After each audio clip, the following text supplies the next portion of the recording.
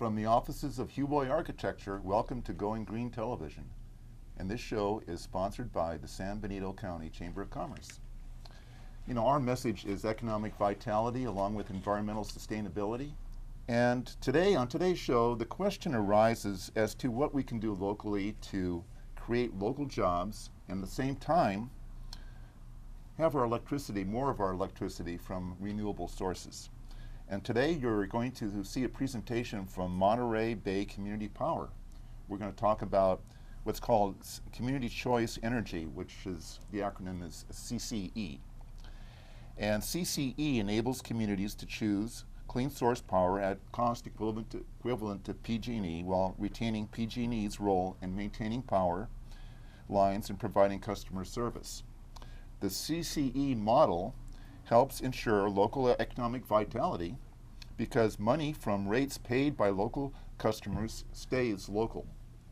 Surplus revenues that would normally flow to PG&E will stay in the community to help fund renewable energy projects, create local jobs, and stimulate the economy. And on today's show, we have Margaret Bruce from Monterey Bay Community Power. She's going to give a presentation. Before she does that, we'll have introductions from around the table here from the attendees. So we'll start with, if you could pass the mic down to Mr. Kahn over there. Chris?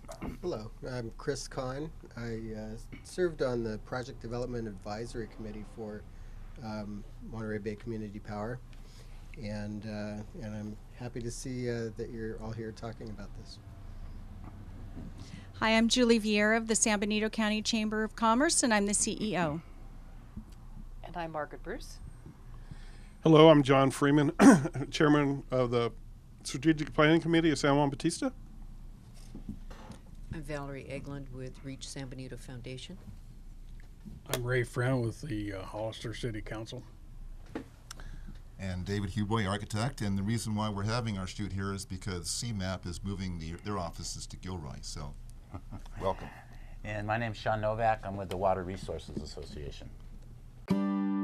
It's not often that a community has a chance to join together to change the world they live in. What if we could create skilled permanent jobs, empower our local community to make its own decisions about where its electricity comes from, and reduce climate warming greenhouse gas emissions? What if we could do it without any new taxes or new costs to local governments, and without raising rates? The moment has arrived. Monterey Bay Community Power is a regional initiative to provide electricity to businesses and residents throughout Monterey, San Benito, and Santa Cruz counties. Using the state-approved Community Choice Energy model, communities can choose clean power and create jobs. Surplus revenues that would normally flow to PG&E stay local. Customers also benefit from a higher level of accountability because Monterey Bay Community Power will be a local public agency. It's all about choice. Current customers will be able to choose Monterey Bay Community Power or stay with PG&E to provide electricity. Power lines and delivery of electricity will continue to be handled by PG&E, ensuring the same dependability, customer service, and billing process. Monterey Bay Community Power customers will pay for their cleaner electricity through a line item on their PG&E bill. Again, rates will be equivalent to PG&E's. And through Monterey Bay Community Power, our local community will choose where its electricity comes from and how to invest revenue surpluses that currently go to PG&E shareholders. The best decisions for our community come from our community. The Monterey Bay Community Power Initiative, for the first time, gives Central Coast residents and businesses a choice in where their power comes from, building on the progress we've made in using renewable energy. This initiative will empower our community, increase transparency, and lead to real results in everyday lives. Monterey Bay Community Power will purchase clean, renewable energy. Nearly 60% of the electricity would come from renewable sources, compared to approximately 30% currently provided by PG&E. Here at the Monterey Regional Waste Management District, we're turning waste into energy. We take methane gas as it's released from decomposing material in the landfill and convert it into energy through our generators. we are helping to meet a key climate action goal to reduce greenhouse gas emissions. Monterey Bay Community Power will allow our region to increase its use of clean energy sources. Everyone wins, and so does our planet. While offering rates equivalent to PG&E, Monterey Bay Community Power will keep surplus money in the community, which will help stimulate our local economy by creating numerous jobs that will produce nearly $1.4 billion in estimated total economic output. Monterey Bay Community Power will also establish many permanent operations and maintenance jobs, providing additional estimated annual economic output of $28 million. Monterey Bay Community Power is based on a proven successful model in the state of California.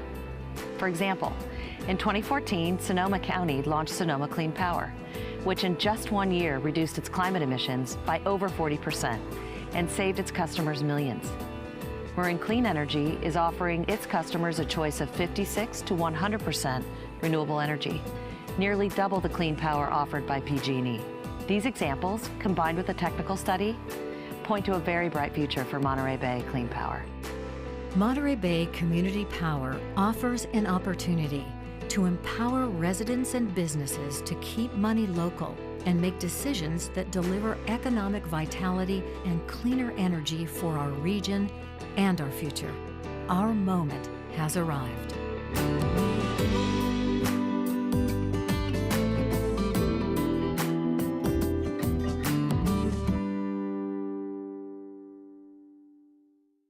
Okay.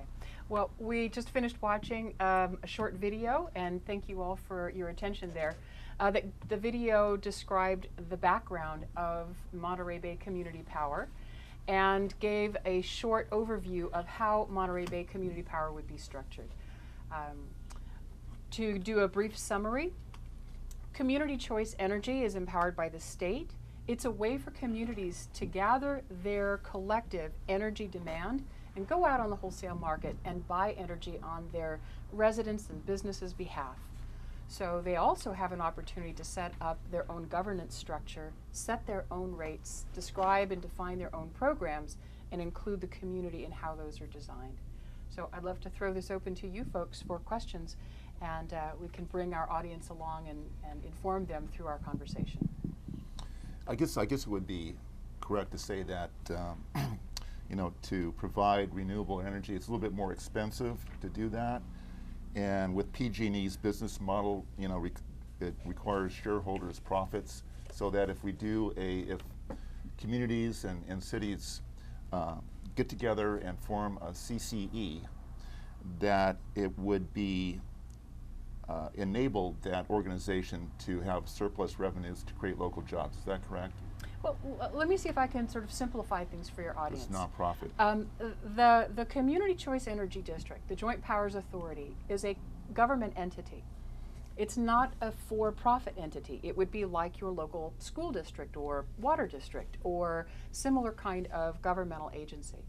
It still has to cover its costs, but it doesn't have to make a profit. And it enjoys some other benefits that private companies don't necessarily enjoy, like lower cost bonding and borrowing opportunities.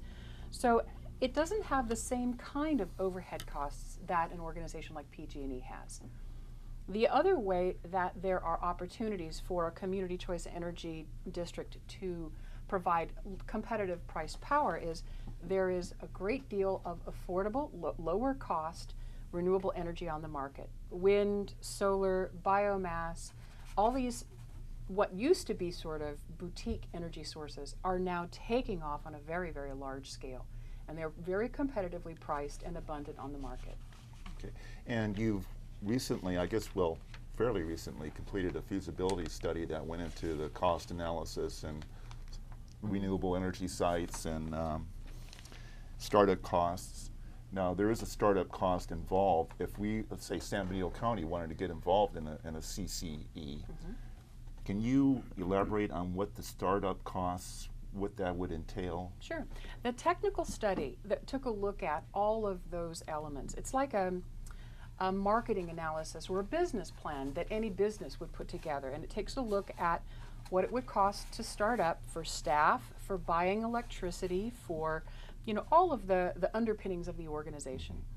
and what it would take to serve the energy load for this jurisdiction, this hypothetical 3-county mix. All-in costs are somewhere around $2.5 million to get it started. The whole Tri-County region is roughly comparable to the Sonoma Clean Energy District that was started about 2.5 years ago. Sonoma County's population and energy demand is roughly equivalent. In that 2.5-year time period since Sonoma Clean Power was founded, they have paid off their $2.5 million startup costs and managed to put $38 million in a reserve by retaining those revenues in their own community. And now they have the opportunity to look at what are the best choices for their community, for their jurisdiction. And they're looking at investing in their own generation. They're looking at subsidizing rates for businesses, for rooftop solar, the feed-in tariffs that let solar users spin the meter backwards, if you will, and other programs that are responsive to their community's priorities. I have questions about the Joint Power Authority. Since it's going to be the 3 counties, would it be a weighted vote then for the different areas? Like, since we don't have as much population as Monterey, would their vote have more weight to it? Really good question. Every jurisdiction that's set up as a Joint Powers Authority so far, including Marin Clean Energy, Sonoma Clean Power, San Mateo County's Peninsula Clean Energy, have all created slightly different governance structures to address those questions exactly. I see. Sonoma Clean Power has an issue where the city of Santa Rosa is very much larger than the other communities. And so they have created a weighted voting structure for their group. But every JPA is free to set up their own governance structure that's best responsive to their priorities. So there are some examples to follow, but there is no one right way to do this. You get to choose. Yeah, a little problem I have with JPA, though, it doesn't have the same transparency as, you know, city council or county supervisors. I mean, they could take on debt really without the public knowing it. It's harder to do that than it is for a private company to do that. It's more transparent than a private company. And this is where there is some appeal to even a JPA. Mm-hmm. You know, you have your public meetings. Yes, they can make some executive decisions. Mm-hmm. And not everybody has time to go to evening meetings or daytime meetings that, like city council meetings, are sometimes difficult for people to attend. Mm-hmm. But it's much easier to influence those individuals, because they also serve on local elected positions, than it would be to influence the Public Utilities Commission and the executives of Pacific Gas and Electric Company. These the CCAs like Marin and Sonoma that you were talking about, have they actually been able to stimulate local jobs or help create local jobs in their community after they paid off their startup costs? Yes, they have, and it's a slow process. I think there's a great deal of enthusiasm, and that needs to be tempered with the reality that it takes a while to build up a reserve so that you can then invest in large-scale, well-paid local energy generation facilities. That is happening. Marin Clean Energy is investing in Richmond, where they have a project labor agreement supported large-scale, utility-scale solar installation that's using local labor and, again, project labor agreement labor scales, so that there are good, high-paying jobs for families in the city of Richmond that also provide clean energy to Marin Clean Energy customers. Now, going back to what Shawn's question, I'd hate to see San Benito County get the short end of the stick once this is formed as CC, if we go into this CCE. Did the feasibility study, did it come up with any potential renewable energy sites, do you know of? Or was there anything, because you know every county and city has their uniqueness. Mm-hmm. Was there anything that you can recall from the feasibility study that was unique to San Benito County in terms of potential sites, for example, renewable energy sites? You know, the technical study looked at what the economic structure was. What are the energy market issues? Where to locate power generation is some ways down the path. When the JPA is formed, that group of experts, that group of representatives is going to have to choose what's best for that organization's priorities.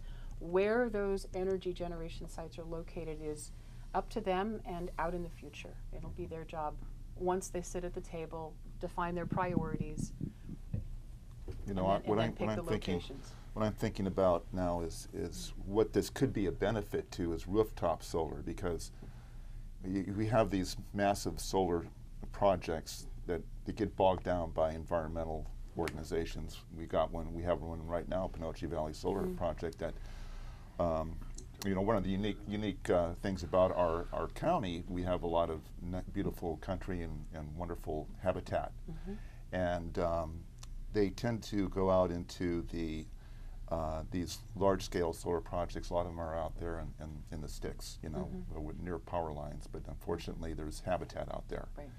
If the rooftop solar, to me, is intriguing, because if we had more rooftop solar and we were able to put power back into the grid, am I correct to say that you could potentially get more of a payback with the CCE that way? That is a great example and a good question. Other community choice districts, Marin and in particular Sonoma, have focused on providing a higher payback for their rooftop solar customers. They're focusing, in fact, on business rooftop solar customers with a special project or program called Profit, i.e. profit, that enables large roof spaces to be utilized. If you have a warehouse, you don't have very much electrical load to supply, but you have a lot of roof space. So there's an opportunity for businesses to make a profit from the square footage they have collecting sunshine every day. Yeah, right. Yeah, well, I had questions on the rates. Is it's everybody's bottom line? Is it and everybody's I'll switch over. It's cheaper, right? Yeah, yeah. But when you look at the rate, I was looking at Marin compared to PG&E, and it's like the power generation is cheaper for the power generated, but then the transfer through the PG&E lines is they put a charge on there, and then there's that. What is it? Power and difference charge adjustment? Power charge and difference So by the time you add all those charges on there, it actually works out. It looks like it's more than what PG&E. Marin Clean Energy recently lowered their rates so that they'll kind of go like this. There is no guarantee that community choice energy will always be cheaper than PG&E. The bottom line here is that customers will have choice, and then competition in the marketplace means that we will hopefully have a race to the top. PG&E will have the incentive to provide good service, good choices, clean power, and if they can do a better job at that than the community choice aggregation districts, great for customers, good for them. This provides an opportunity for the community, though, to have local control, local choice, set their own rates on their own terms, and describe and define their own programs, like the feed-in tariffs for rooftop solar, that's responsive to their customers' priorities. It's competition in the marketplace. It's, hopefully a race to the top. But I guess there won't be competition in the rate. There won't be competition. PG&E will not and cannot, is not allowed to build generation. So what would be the incentive for PG&E to lower their rates? They are going to get paid. If you buy it in Nevada, they're going to get paid to deliver it. They're going to get paid for the service, the maintain, and all the billing. There's no incentive for them to build their own power plants because the PUC says you cannot, and the governor signed a deregulation that they sold all their power plants. Sonoma makes money because they had power plants in Sonoma, the geysers. Their own. So they had their own supply. They own four of those units themselves, the county of Sonoma. And they also contract with Calpine, who own the rest. And so they already had the generation source. Monterey, Santa Cruz, and San Benito have no generation source. Moss Landing is owned by a company in South Carolina. So there is no source unless you're willing to build huge solar plants. And we all know we went through 5 years of trying to get a very small solar plant in the scheme of things, and it's still not built. Rooftops put out about 70% of what the customer needs. So if you put on a rooftop large enough to sell power to PG&E, it's going to be huge. Now, people driving down the street are not going to want to see solar everywhere on every rooftop. It's just not going to work. The other thing is, if you buy the power at 10 cents a kilowatt hour and it costs 15 cents to deliver it, and you can buy it from PG&E for 25 cents, the only incentive is that I can say, well, mine's solar power, because once it's put in the grid, I worked for a little while with PG&E, and there's no way to tell which is the green power and which is not the green power. You're right. One electron looks just the same It's as just another the same. electron. So there's nothing in that for the customer other than the fact that they can say the power I use at my house is predominantly from a green source. And the revenues get to stay in the community, and the community revenues can are going to stay in what community? in the Joint Powers Authority. Where is this company going to be established in Monterey? That depends upon the Joint Power Authority decision. If they're not going to build generation, and PG&E is going to do all the work, where are the new jobs? What other than personnel that run this JPA? So in other community choice aggregation systems, so Sonoma's been in operation for 2.5 years. It will be another couple of years before they break ground on large solar generation, because they're busy accumulating a cash reserve so that they can make large enough scale investments to be meaningful. So that Joint Power Authority with the 3-county area is going to have to set up what their governance structure is, what their local community priorities are, put aside some cash reserves, and then make those choices. That's going to be 4 to 6 years down the road. And I don't want to predict for them what their priorities will be. One of my favorite sayings, though, is if you are not at the table, you will be on the menu.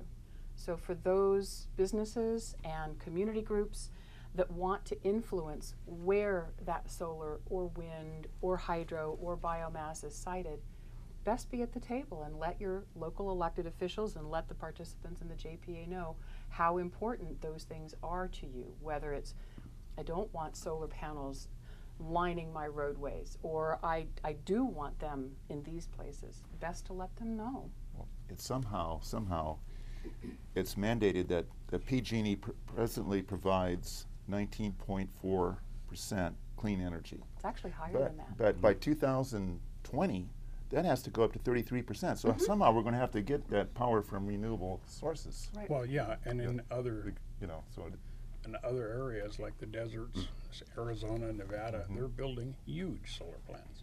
They're not building them in California because nobody driving down I-5 wants to see a huge solar power plant. Right. And that's just the reality of the world. I think Nobody that might wants be a good addition to some of the dairy farms. Cover up a few other things at the dairy farms. And the biomass burners have yet to prove that they're worth even where they. One of my jobs with PG&E was to install the renewable energy sources into the system, and very few of the biomass ones even produced enough electricity to run the dairy that they were at. So they have to realize that yes, you can have renewable energy, but it's going to be something less than what you get now. We have a steep hill to climb. If you get and if we have local funding to do it, I think we can get further along local job growth, local clean energy goals, according to local priorities. But I think the technology is going to have to go a long ways before that happens. Right now, it's just not there. Some of it is, some of it has a long way to go. But it sounds like that this project then is trying to lay a groundwork for distant future. In some cases, not so distant future. There are, as I said, in Sonoma County, for example, where the local wastewater treatment facility has large water retention lagoons. They have decided that it's a great way of preventing algae growth and just taking advantage of the space to cover them with what they're calling photovoltaics, floating photovoltaics to help generate electricity, offset the energy demands of the plant, and take advantage of wasted space. So there's innovation that's happening. There's innovation not just in the technology, but in how to use the technology we have right now. Some of the advantages of local control is also, well, what are our priorities? If we have this much money to utilize, do we want to do job training? Do we want to do low-income subsidization? Do we want to do other kinds of local projects like hooking up electric cars to the grid and making sure that the batteries and the grid can talk to one another? So in reality, we're looking at San Benito County, Monterey, Santa Cruz. From today to the start of this, in reality, how many years are we looking at? So the start of the JPA could be as little as a few months. The gate, the first stop for opening the discussion as to who will join the JPA, is intended to be in late October, early November of 2016. When that group defines itself, there will be a process of, all of the setting up of the governance structure, and that may take 6 months or so. Other jurisdictions have gone, it's been about 6 months from setting up the JPA, hiring an executive, finding the right team of supporting staff and or consultants to do the energy procurement, and all of the gears in motion to alert customers to the change, to supplying power is somewhere between 6 and 12 months. So all of the communities within our area you've presented to the city councils and the board of supervisors in all of the areas, so they're aware of October is when this is going to be formed? The members of the PDAC, the public, Chris, help me out here with the acronym of the PDAC, stands for Public Project Development Project Development Advisory Committee. We're from a variety of communities around the Tri-County area. The folks at the County of Santa Cruz who are spearheading this, I know, have made personal outreach to all of those key organizations. I personally have not met with all of those elected officials. But I keep coming back to the Joint Power Authority because, I mean, energy, it's a volatile commodity. I mean, we've seen in the last 10 years, prices for energy have just fluctuated all over the board. And you're appointing these people on here. I mean, where do you find the energy experts that understand the markets, that can go out and where to buy it? I know some other areas have hired people to come in to run the CCE. Sure. But I really don't see the jobs. I just don't see that happening. Which jobs don't you see? Well, local jobs, like we got involved in this. I mean, even if we built a solar type of facility, once you get it built, how many people do you need to staff it? For a large-scale solar facility, the majority of the jobs are in the building of it, not in the maintaining of it. Right. But you also have other kinds of jobs that come with renewable energy installation, so and storage. And I think storage is probably going to be a huge way that we have to integrate the solar that shines during the day, but we all go home and want to do dishes and cook dinner and do laundry and watch TV at night. So how do we integrate those storage tools that are slowly coming online with the renewable energy resources that are now more and more available? There have to be smart people who work with the grid, work with the distribution system, work with the storage systems, and make a reliable, resilient grid in every community. If there are problems in the North County, why should you go dark? If there are problems in the South County, why should you go dark? All of those integration skills, all of those things don't exist now, but in 10 years they will. Just like 15 years ago, how many skills and jobs are out? Who knew what a web app developer was 15 years ago? Well, so we're seeing things that are coming on the horizon that will help us reduce our footprint, live comfortably with jobs in the community at a competitive price, hopefully, knock on wood, even a better price, and keep us competitive. Right. What I like about it, potentially, I know we have a lot to do with a lot of ways to go with the technology, and there's some unique challenges here to San Benito County, but starting from a grassroots level, it's like power to the people if it's going to work, right? Yeah. So instead of waiting for regional politicians to do things from state and federal level, we can do something here in our local community. I want to thank you for joining us today on Going Green, Margaret. I want to wrap with a little bit. Folks can get more information at the MB Community Power website, where you can learn more about the technical study and its outcomes. If anyone's interested in what's happening with community choice energy all around the state, I would suggest they go to the Clean Power Exchange and see what the status is of community choice energy programs all the way from San Diego to Arcata. There's something almost every week being announced as to what county is now ready to launch, taking on a technical study, or has reached a new milestone in their existing program. Great. So I encourage you to take a look. Well, we'll see where this goes for us in the future. And want to thanks again for Thanks for coming being in. here. Right, Yeah. my Thank you, pleasure. Chris, Julie, and John, and Valerie, and Ray, and of course my sidekick Shawn Novack. We'll see you next time on Going Green. Thank you.